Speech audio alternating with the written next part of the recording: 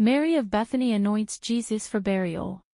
Now the Passover of the Jews was at hand. Many went up from the country to Jerusalem before the Passover to purify themselves. Then they sought for Jesus and spoke with one another as they stood in the temple. "What do you think, that he isn't coming to the feast at all?" Now the chief priests and the Pharisees had commanded that if anyone knew where he was, he should report it, that they might seize him.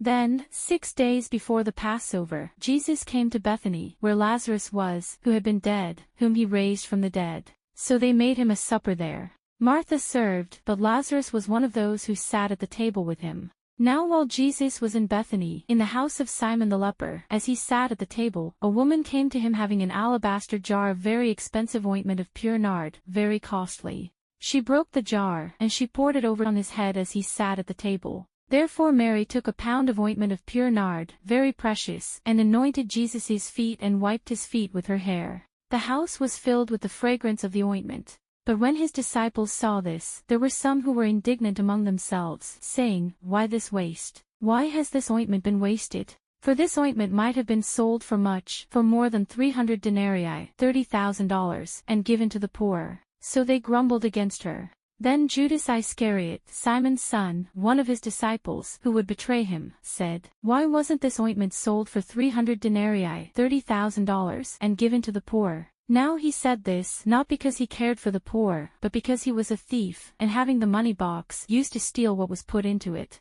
But however, knowing this, Jesus said to them, "Leave her alone. Why do you trouble the woman? She has done a good work for me. She has kept this for the day of my burial. For you always have the poor with you, and whenever you want to, you can do them good, but you don't always and will not always have me. She has done what she could. For in pouring this ointment on my body, she did it to prepare me for burial. She has anointed my body beforehand for the burying.